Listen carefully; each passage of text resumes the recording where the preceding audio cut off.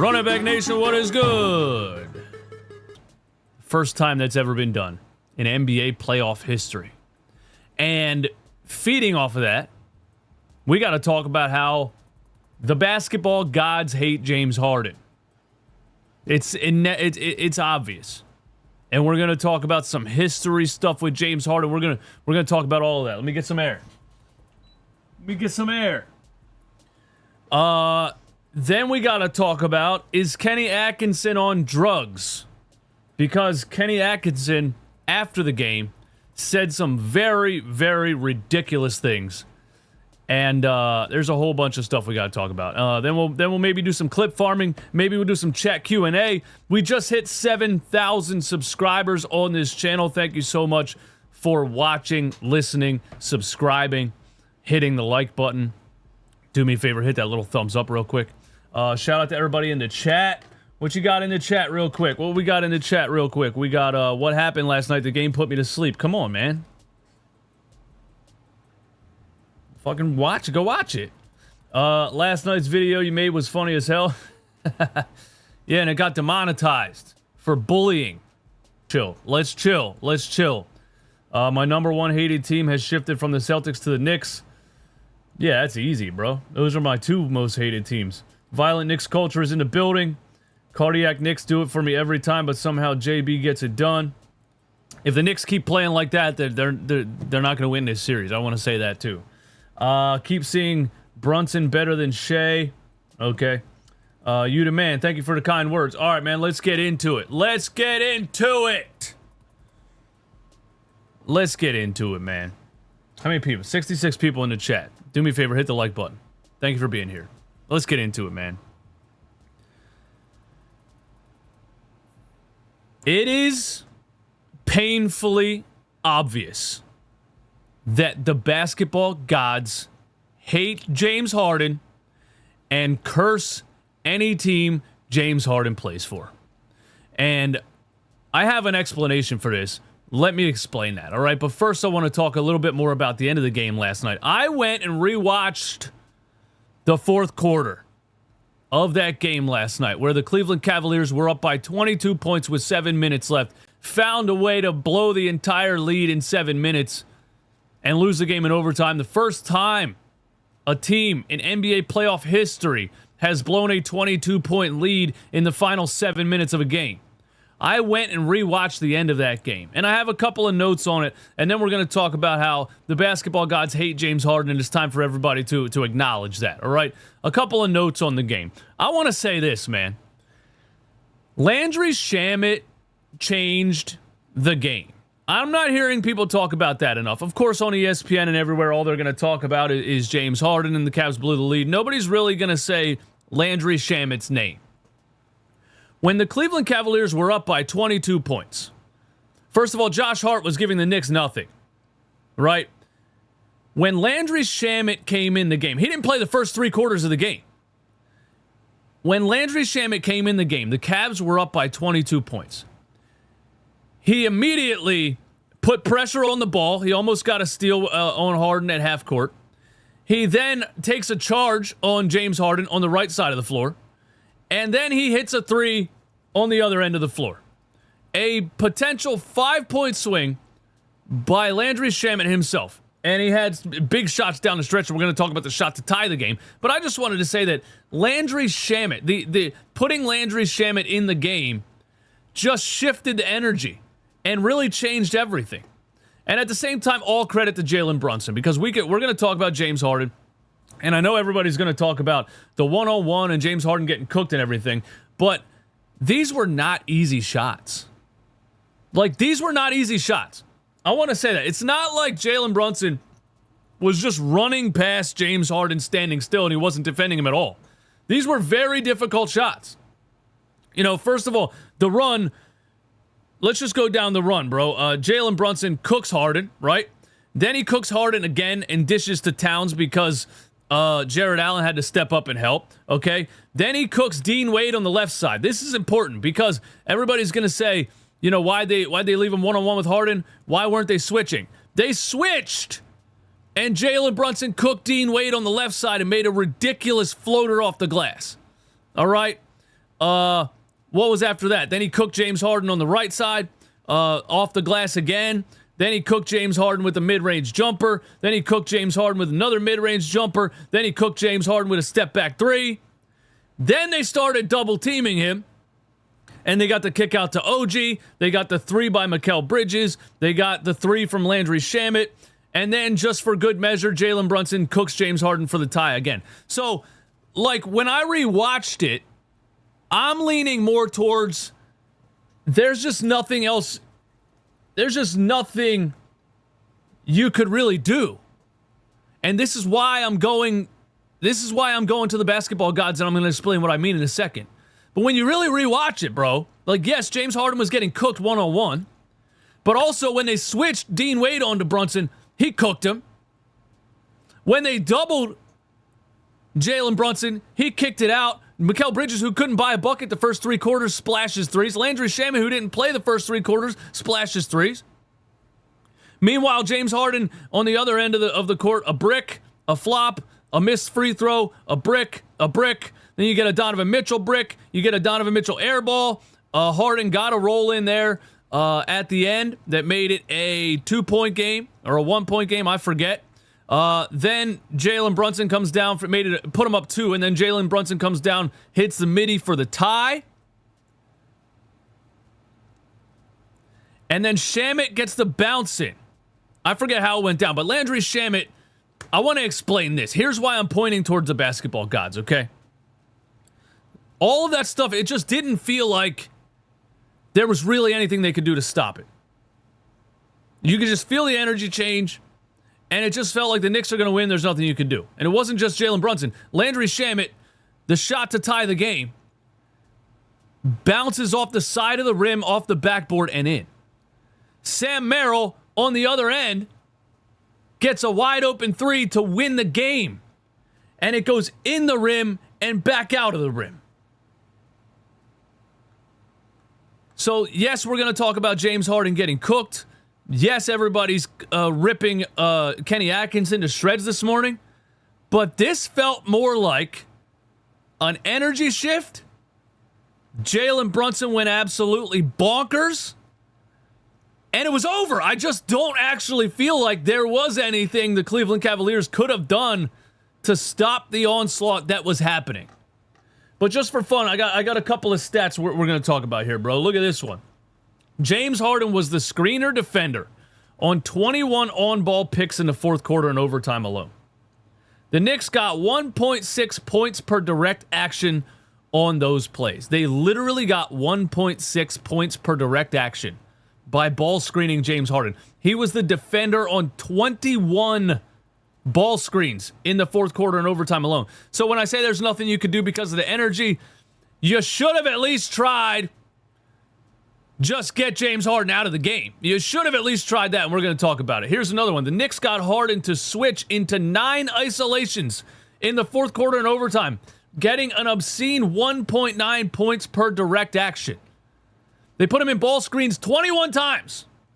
They got him to switch into isolations 9 times in the fourth quarter and overtime, and they scored 1.9 points per play on those specific plays. So, yeah, you probably should have tried something different. I can feel like the energy changed and there was nothing you could really do, but you should have probably tried something different at least. All right, I want to say this, too, because I feel like I am cursed, and I feel like I curse basketball teams. Whoever I root for gets cursed. The 76ers have been cursed ever since I've been rooting for them in 1995. And I tweeted this last night. While the Cavaliers were up by 22 points with 7 minutes left, I was so convinced the game was over, I tweeted, "Hey, Knicks fans, where are you at?" Like, how am I this cursed? Because I tweeted this, and immediately the Cleveland Cavaliers gave up an 18-1 run. It turned into blowing a 22-point lead in 7 minutes, which has never been done before in NBA playoff history. I was so confident they won the game The Knicks, the Cavs were a 99.9% chance to win the game at that moment. 0 point immediately have the largest playoff collapse in NBA history. There's got to be something here, bro. There's got to be something here, bro. Now listen to this. Listen to Mike Brown talking about James Harden at the end of the game. Listen to this. Anymore because they got down if it does or not, but you hope telling your guys that it gives you a little bit of a psychological advantage. I'm a bled out a secret. When I was with Golden State, we played Houston in the playoffs. We counted James Harden's dribbles, and we told our guys, hey, he's dribbling close to 1,000 times. He's not doing that anymore because they got Donovan Mitchell. But at the time, we were like, he's dribbling almost 1,000 times a game, and our high guys, KD at like 300 or right below 300. Keep picking them up full court. Keep making them dribble because at the end of the series, at the end of games, it's going to wear them down. I want to tell you guys this before we get into the basketball gods hate James Harden stuff. When the Cavaliers traded for James Harden, I simply said, James Harden style basketball does not win. You're going to get too much James Harden dribbling the air out of the ball, not enough ball movement on the offensive end, and it's just not winning basketball. And you saw it again last night. In the fourth quarter and overtime, James Harden dribbling the air out of the ball, and Donovan Mitchell was terrible too. But this is just not winning basketball. It's not. That system is never going to win anything. Look what the Knicks are doing on the other end. They're moving the rock. Brunson was cooking in 101, don't get me wrong. But he's elite right now. James Harden is, even in 2015, it wasn't winning basketball. But James Harden's cooked at this point. He definitely can't play that style of basketball anymore. It's just not winning basketball. And here's what I want to say, man. It's blatantly obvious that the basketball gods hate James Harden and any team that he plays for. Now let's start with why do they hate James Harden? Why do the basketball gods hate James Harden? Because James Harden, although incredibly talented, incredibly skilled, incredibly high basketball IQ, possibly too high of a basketball IQ, because for his entire career, he intentionally manipulated the rules of the game. James Harden figured out, instead of playing through contact and finishing through contact, instead of trying my hardest to put the ball in the hoop, I can lean into the defender and fall down. I can also lean into the defender with the ball in my hands, and if I hook under the defender's arm intentionally, technically it's a shot, so I'll go to the free throw line. He added the 3.5 step back that the NBA decided to allow. That's definitely a travel. The gather step, all that stuff was James Harden. He manipulated the rules of the game because, again, I think he has too high of a basketball IQ. He was like, what are you barbaric idiots doing, putting your body on the line, trying to put the ball in the hoop when you can just hook somebody, lean in, throw your head back, throw the ball straight up in the air and scream, and go to the free throw line. James Harden literally invented this foul baiting era of NBA basketball. And the basketball gods hate that. Let me explain to you. James Harden and the Cleveland Cavaliers just made history last night by blowing a 22-point lead in 7 minutes. James Harden made history this exact same way in 2018. The Houston Rockets, 2018, GM Daryl Morey, the math equation basketball style. We're just going to shoot more threes than everybody else. That's how we're going to beat the Golden State Warriors. We're going to run Daryl Morey's algorithmic equation of James Harden basketball. If we basically just let James Harden dribble the ball 1,000 times, like Mike Brown just said, and space the floor and kick out to shooters, percentages tell us we will win the game. Right? So you got James Harden manipulating the game his entire career. Then you got fraud Daryl Morey, right? trying to change the game with a damn math equation, okay? And percentages told him, by the law of averages, we will win. The Houston Rockets in 2018 in the Western Conference Finals went on to miss 27 straight three-pointers and lose the game. Now, the law of averages will tell you you will not miss 27 straight three-pointers. If you drive and kick and drive and kick and drive and kick, the law of averages and percentages will tell you you're going to make some of them, right? That's math, okay? The law of averages, you will not miss 27 straight three-pointers. You will make some of them. That's math. That's law of averages. The only way for you to go into a Western Conference final in 2018 and miss 27 straight three-pointers against all mathematical odds, ladies and gentlemen, is the basketball gods hate James Harden. There is no other explanation for that.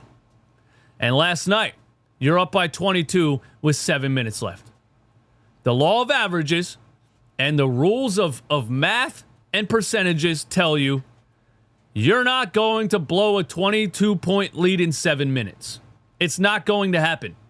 The Knicks are not going to go 9 for 10 on their final 10 shots. The Knicks are not going to shoot 90% on contested shots. It's not going to happen. The Cavs are not going to suddenly airball and miss every single shot they put up. It's not going to happen. Landry Shamet is not going to miss a shot off the side of the rim and have it bounce up off the backboard and back down into the hoop. The law of averages will tell you that's not going to happen. And Sam Merrill on a wide open three to win the game is probably going to hit the shot. The law of averages will tell you that's going to happen. All of those things went the exact opposite way of the law of averages.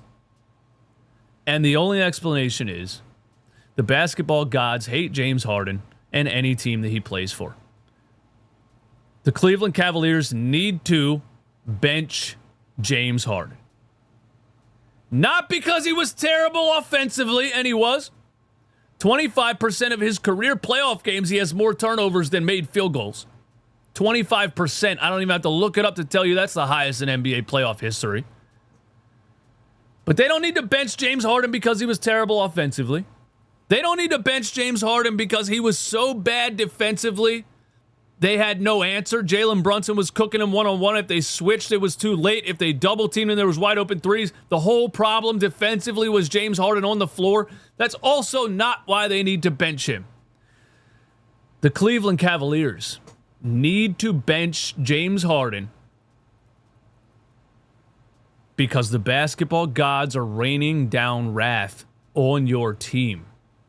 And you are going to get swept in this series if you don't bench James Harden. And they're not going to bench James Harden. That's ridiculous, but that's my take on the basketball gods and the situation and James Harden. It's absolutely insane. Now, here's the next thing I want to talk about. Kenny Atkinson is getting cooked today. Everywhere. Mainstream media, ESPN.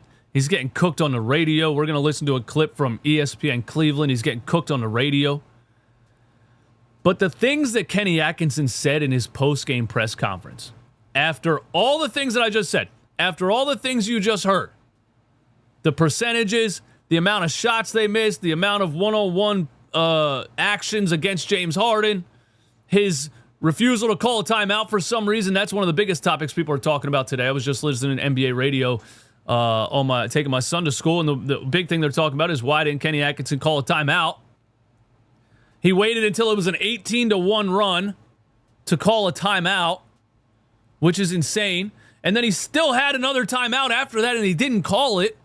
And if you haven't heard his comments on that, you're going to hear that in a second. So why didn't he call a timeout?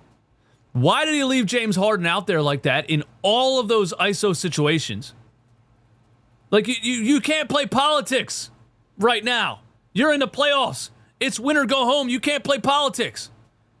If James Harden is that bad, you have to get him off the floor, and he refused to do that. It reminded me of Tobias Harris a couple years ago where Nick Nurse refused to take Tobias Harris off the floor. He was the worst player out there, and he gave you 0 points in 41 minutes in an elimination game. You can't play politics. If somebody's that bad and it's affecting the game, you got to get him out of there. I'll put Dennis Schroeder in there. I'll put Keon Ellis in there. I don't care. Get him out of there. So I don't know why he did that. But Kenny Atkinson is getting shredded today.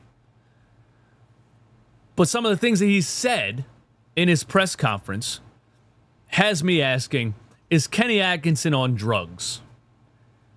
Because there's no way he said this stuff. There's no way he actually went up into that press conference and said this stuff. He needs to be drug tested. Whatever drug test they gave Paul George, they gave him a 25-game suspension. They need to drug test Kenny Atkinson. And when he inevitably fails the drug test, because he's clearly on drugs, they need to ban him from the NBA, and they need to get the Cavaliers a different coach for the rest of this series. That's what needs to happen. We're going to talk about what Kenny Atkinson said in his postgame, but I first want you guys to hear the reaction from ESPN Cleveland. Oh, this is good stuff. Listen to this. What was Kenny Atkinson doing last night? What is that? I don't know if I'd let him coach tomorrow night. What was that? Then. Dude, Kenny, I'm going to say this, and you messed up. You messed up. You got to own it. You got to own it. You can't come out and tell me that you didn't adjust right. The guy torches your 38-year-old guard. You never stopped. No timeouts. You coached a game last night, and I could argue you cost your team a W. Damn, bro said shit game live on ESPN, man. He's going to get fined for that. Yeah, let's listen to what Kenny Atkinson said if you guys haven't heard it, man, because it is wild. It is wild. There's three things. We got three things Kenny Atkinson said. The first thing is he was talking about his refusal to call a timeout, allowing an 18-1 run. Listen to this. Yeah, I like to hold my timeouts. I mean, I didn't want to have one timeout at the end of the game, 1 or 2 point game. I try to hold them,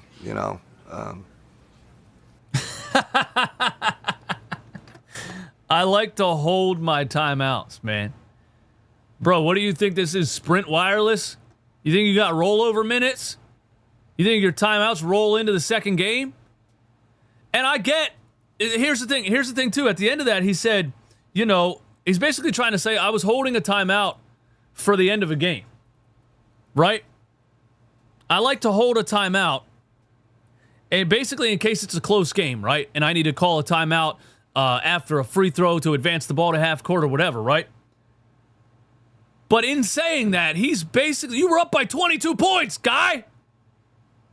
You just told everyone I was choosing to hold on to a timeout in case we blew a 22-point lead in 7 minutes. You can't play the game expecting to blow a 22-point lead in 7 minutes. I was holding on to a timeout in case we had the biggest playoff collapse in NBA playoff history.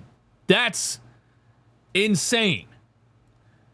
Let's listen to the second thing Kenny Atkinson said about why he left James Harden out there to get fried over and over and over and over again.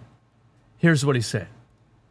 They were kind of going after James late in the game and over time. Did you feel? I know you tried shading him a little bit. Yeah, we adjusted to that. Started sending two at him, getting fouls for rotating. So we adjusted. James was good most of the game. The second part of this is crazy, but I want to respond to that first. He said we adjusted to that. No, they did not adjust to that. There was an 18-1 run. They were still allowing James Harden to go one-on-one or Dean Wade to switch. They did not double until it was a 6-point game. And actually, the craziest part is Jalen Brunson was frying James Harden one-on-one. It was a 6-point game when they started doubling with a minute and 20 seconds left. It was a 6-point game. Them doubling Jalen Brunson with a minute and 30 seconds left in a 6-point game gave the New York Knicks back-to-back wide open threes to tie the game in 2 shots, where if at that point, if he would have just left Jalen Brunson one-on-one, he would have had to score on James Harden 3 times unless he hit double back-to-back contested threes. Again, the James Harden defense on Jalen Brunson, it wasn't horrendous. These were contested shots. So it's just funny that you refused to double until you blew the whole damn lead. There was a 6-point game, and you choose to double, giving the New York Knicks some wide-open corner threes instead of maybe seeing if Jalen Brunson was going to continue making ridiculous contested shots. And that's a lot in, like, hindsight. You know what I'm saying? It's a lot to go back and all that. Like, all these things are happening really fast, and you're making decisions really fast. So it's not like he sat back and thought of that.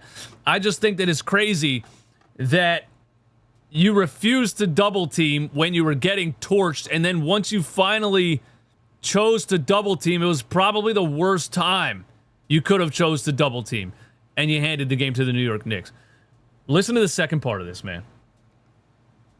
You know, James was good most of the game. Listen, we weren't great defensively in the fourth quarter, you know. And like I said, you know, the ball stuck a little bit too much. You know, that was a key. Did you ever feel like it got to the point where you had to put him on the bench just a little bit defensive? If you can't hear that, the reporter asked, did it feel like you got to the point where you had to put James Harden on the bench? Listen to this. Possessions to kind of mitigate that? No, listen, he's been one of our best defenders in these playoffs. I trust him. You know, smart, great hands. Didn't think about that.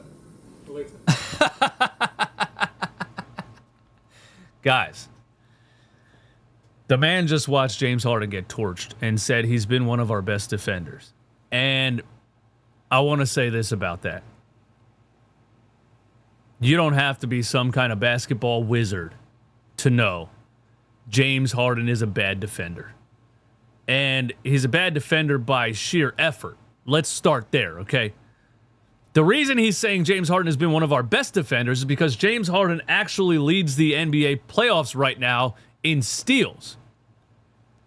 You also don't have to be a basketball wizard to know that steals does not necessarily mean good defender. James Harden leads the playoffs in steals right now because he cheats passing lanes. He over pursues and cheats passing lanes and gets steals. That has nothing to do with one-on-one defense. So I don't know how you can sit up there and say James Harden is one of our best defenders if you're talking just about the steal numbers. James Harden is historically a bad one-on-one defender. Everybody knows it. How does Kenny Atkinson not know that? Holy shit. The thing is, I would like for some things to change so the Cleveland Cavaliers could turn this series around. But hearing Kenny Atkinson say these things tells us all they're fucked. They're totally fucked. None of this is going to change. This guy's on a Doc Rivers level of stubbornness right here. We got one more. Speaking of Doc Rivers, we got one more from Kenny Atkinson. And it reminds me of Doc Rivers a little bit. Listen to this one. I thought they hit some really tough shots in that fourth quarter. You know, those 2 threes, prayer threes, end of shot clock. I think we got a little unlucky, quite honestly. A coach went up into a press conference and said they hit a couple of prayer threes and we got a little unlucky. Wow. You know, Brunson obviously took over at the end, and you know, we started double teaming him and try to do some different things. But listen, I'm super proud of the way our group played. We played great basketball tonight for, you know, 3 quarters. Yeah, it's a 4-quarter game, buddy. This is loser mentality, bro. This is no accountability whatsoever. Yeah, I thought we played good for 3 quarters. Fuck you guys. What? You know, unfortunately, fourth quarter, you know, they dominated us in the fourth quarter. Yeah. I thought they hit some. Kenny Atkinson is getting smoked. And those press conference quotes Dude, these are legendary. This is bad. And I'm not sure what his contract is. I'm not sure if the Cavs fire him after this season. Y'all can let me know in the chat. Let me know in the comments. But these are unacceptable quotes from a coach after witnessing what just happened. We're gonna react to an ESPN clip here in a minute. We got a super chat right here. My guy Triple CC Pointer, what up? If Jay for rocking with me, I said this before and I'll say this again. The New York Knicks are not, bro. Did you maybe happen to watch that Spurs Thunder game yesterday, 2 days ago? And are you telling me, Triple CC Pointer, are you telling me with a straight, honest face that you watched from start to finish that Spurs Thunder game 2 nights ago, and you think the New York Knicks can beat one of those teams? Honest. I do not believe that you are being honest. We got a couple more super chats. Thank you guys so much. We do have a super chat goal on the show. I just started that. I don't expect to hit it, or I don't like to ask people for super chats and things like that. You know what I mean? But if we do hit the super chat goal, that's awesome. Thank you for the super chats. Rose believed in Shamit. It has paid off. 2 dislocated shoulder injuries back-to-back years. They stuck with him. Year 2 of a 4-year window. Great show. Yeah, Landry Shamet, man, he was the difference maker, man. He really was. Well, I mean, obviously Jalen Brunson took over the game, but when Landry Shamet came in the game in that fourth quarter, everything changed, man. I didn't even know Landry Shamet was a solid defender. You know, the charge that he took and then the 3 that he hit on the other end right when he came in the game legitimately changed the energy. Shout out to Landry Shamet, drafted by your Philadelphia 76ers. Triple CC, happy about a win, layoff or not. Knicks can't win a chip like that. Won't beat OKC, who never beats themselves. OKC actually did beat themselves against the Spurs in the first game, I believe. Cat with a stupid fouling. Yes, there was a really dumb foul by Karl Anthony Towns at the end of that game. Mike Brown's cringe lineups. Knicks have to lock in. Yeah, I agree. Look, but I don't know, man. Like, I didn't think the Cavs were going to beat the Pistons because of this. I think they have too much. They got too much of a loser mentality, man. And now I hear Kenny Atkinson talk, and I combine Kenny Atkinson and James Harden together. The Knicks are winning this series. And I would look at it like this. The Knicks didn't play well for 3 quarters, right? And the Cavs should have won this game. The fact that the Knicks got away with this win, you should probably look at it as the Knicks aren't going to play that bad again for the rest of this series. This might be a 3-1. This might be, I don't want to say 4-0, but this might be a 3-1, man. This might be a 4-0. That might have been the only shot the Cavs had to win a game in this series. It's crazy. It's crazy, man. What else we got? Harden for 12th man of the year. It just looks like he's still living in the Big 3 era. He is. He's living in ancient times. He's playing a brand of basketball that he played over 10 years ago that didn't work then when he still had his athleticism. You can't teach old dogs new tricks, man. James Harden's not going to change the way that he plays. 12th man, man. I agree. Shout out to True Fine Gentleman. Cheers to my favorite hater. Here's some coin to replace the demonetized video. Thank you for the super chat, man. Yeah. Yeah, my video last night got demonetized because I called James Harden a fat tubbalard. And apparently that is bullying. Apparently that is bullying according to YouTube. So I can't call James Harden a fat tubbalard. And hopefully I didn't just get this live stream demonetized by saying the same thing. SEC, thank you for the $20 super chat, my man. Looking forward to the Knicks versus Spurs finals. We'll see, man. We got OKC tonight.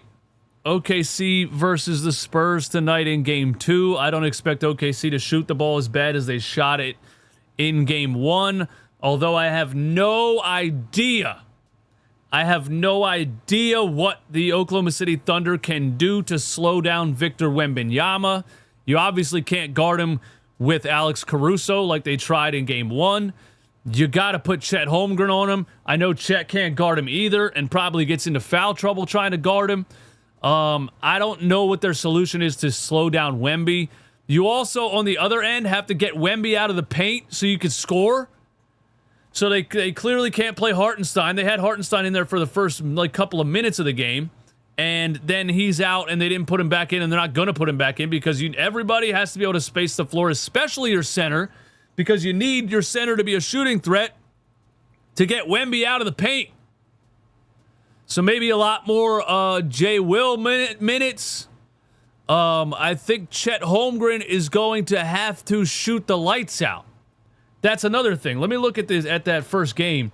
I think Chet Holmgren's going to have to shoot the lights out, man, because to get Wemby out of the paint, Chet needs to be a threat from outside in the corners the entire game. How many threes did he shoot in this game? He shot 4 threes in this game, in Game 1. Chet Holmgren in Game 2 needs to shoot 10 threes, minimum. The OKC Chet needs to be in the corner shooting 10 three-pointers minimum to get Wemby out of the paint to give OKC a chance to win Game 2. You're going to need to shoot the lights out. You're going to need to shoot a lot of threes. They shot 45 threes. They shot 37%, which isn't a bad three-point percentage. It's around NBA average, right? 35, 36, 37%. They shot 40% overall from the field, and that's just because of Wemby in the paint, bro. They're going to need a 45% three-point shooting game, and they're going to need Chet to get Wemby out of the paint to give them a better shot at shooting a higher percentage inside the three-point line also. That's the main thing, I think, with the Oklahoma City Thunder versus the Spurs tonight, and I'm excited for Game 2. Let's see. Thank you, Triple CC, for another super chat. I got no choice but to be delusional. Mets, Jets, Rangers fan. Unfortunately, Knicks only slim hope. Damn, brother. This guy roots for the Mets and the Jets. You know that's a real sports fan, or you just love misery. Because you could root for the Yankees, right? You could root for the Giants, right? Who they have been good recently, but, I mean, the Jets have never been good. I don't know anything about hockey, but shout out to you for being a real fan, man. Too many clamps. As a Thunder fan, if Chet wimps out again Game 2, I'm going to start calling him Chet Homegirl. Wow. That's a lot, man.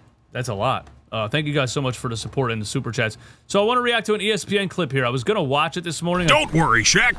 Damn, almost blew my eardrums out. Sorry for you guys if you were wearing headphones right there. I was going to watch this on my TV earlier, and I was like, no, I'll just watch it on stream and react to it. Maybe we can get some good clip farming out of this, man. So here is Stephen A. Smith and Jay Williams' reaction to the Cavs blowing a 22-point lead in 7 minutes and James Harden getting torched by Jalen Brunson the entire fourth quarter and overtime. Let's hear it.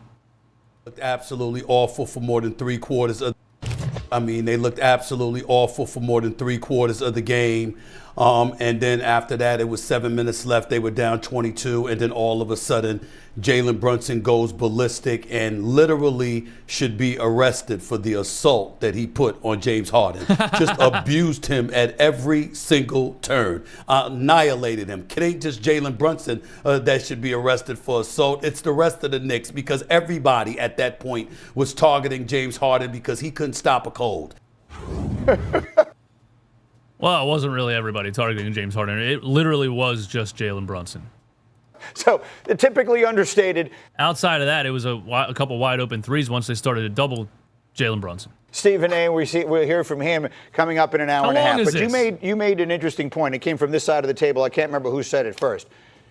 This feels like if there was going to be a game to win, and the fans in Cleveland will very well remember the game I'm thinking of. Game 1 of the finals against Golden State, the J.R. Smith game. When what a reaction. Because they're going to time out. Saying it publicly. Exploiting James Harden. Let's check this out. Saying it publicly. but you know what happened. And so there are people, this is what is part of what, sadly, James Harden's been a great player. He's been an MVP in this league. Mm-hmm. But this has been going on every 10 day years ago, bro. For more than 10 years. Yeah. This defensively. And I remember asking players, why are you doing this? What's happening? And you get the explanation. This doesn't happen in a vacuum. It's not like the Knicks designed this yesterday morning. They knew if they could get to this, and if Cleveland acquiesced and allowed it to happen, that's how they're going to get back. And the fact that both things happened is sort of amazing. What I'm about to say, I'm not saying with my chest, but I'm going to say it. The Cavs were down 2-0 in the last series to the Pistons. Yeah. They come back and win 4 out of 5. In the first round against Toronto, they had a very difficult loss. You may remember R.J. Barrett hits the shot, bounces on the rim 3 times. Mm-hmm. They had to drag themselves back to Cleveland after that. They have, because I said they're 8-7. That means they've had a lot of losses in the last 5 weeks. They have picked themselves up from it before. But this Knicks team is really good. And, the thing is, for the last 10 days, they came down. Now they've got momentum again. That's the thing. It's the rest versus rust thing. There's no more rust. And the rest, I think, starts to be a bigger advantage now. Back to back. True.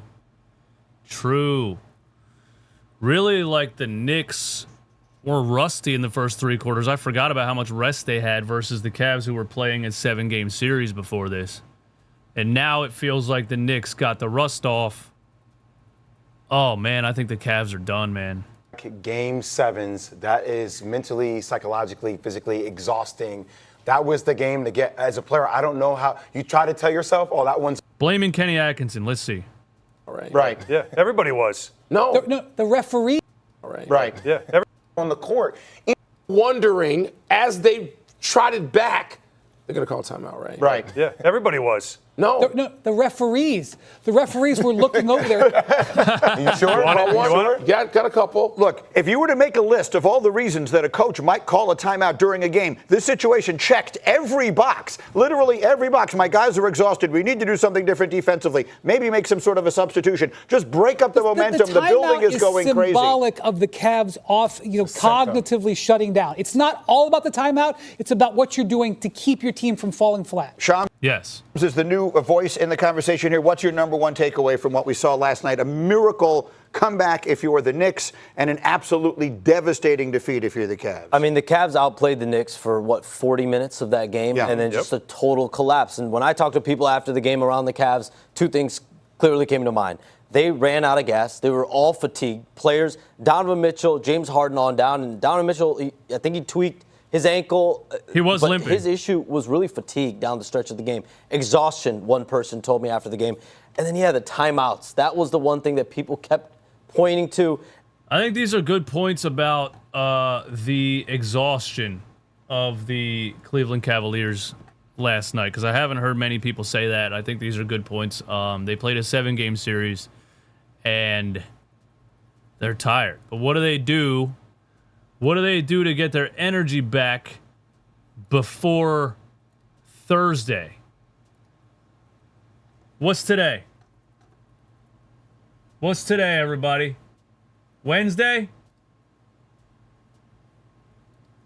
What do they do to get their energy back before Thursday? Hyperbaric chamber? You know what's crazy, too? I was about to... check this out. I think yesterday I was going to put this on the show, and I didn't. And I want to show you this real quick before I get out of here, man. I was going to put this on the show yesterday, and I didn't put it on there. And first I got to scroll through all of my tweets, because I tweet literally the entire time I'm watching an NBA game, because it's a lot of fun. So if you don't follow me on Twitter, you should do that, at RunItBackPhilly.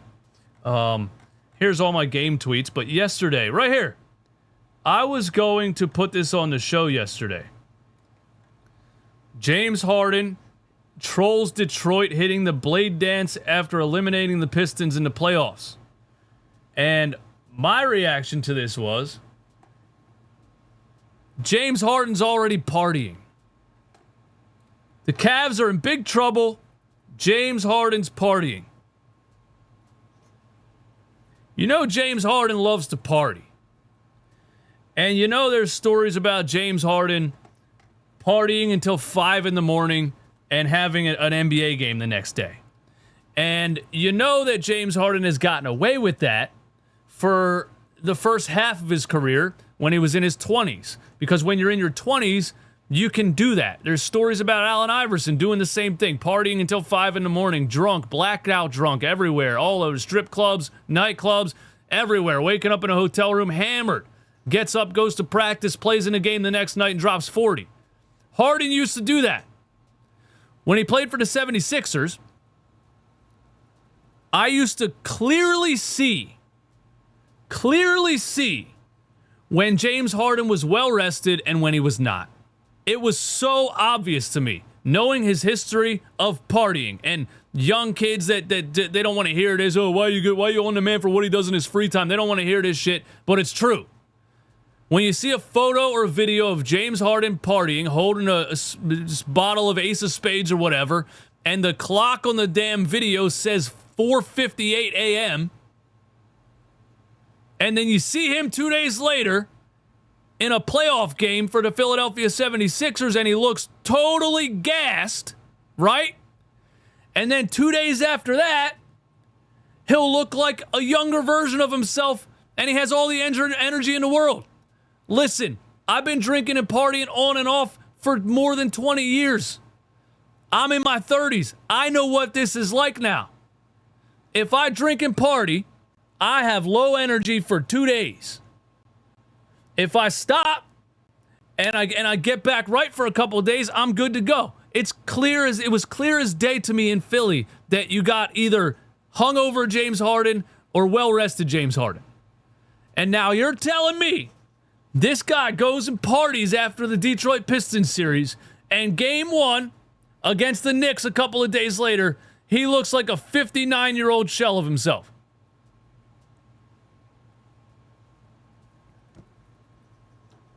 Just wanted to say that. This is why Celsius exists, brother. I don't think you understand what I'm saying, brother.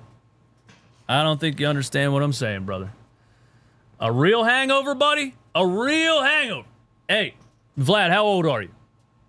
I'm talking about a real hangover in your mid-30s. That's what I'm talking about. We're talking about a totally different animal here, buddy. A real hangover in your mid-30s. Ain't no Celsius fixing that. Ain't no Monster fixing that. Ain't no water. Ain't no nothing.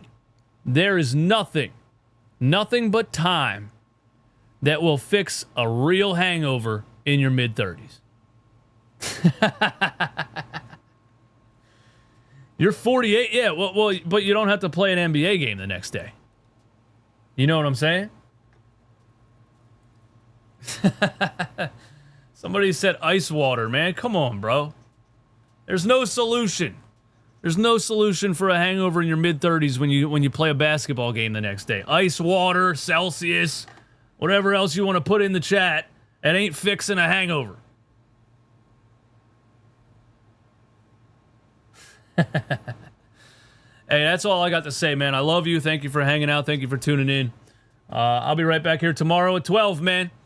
Continue to tune into the clips that I post from these shows. I appreciate all the love on the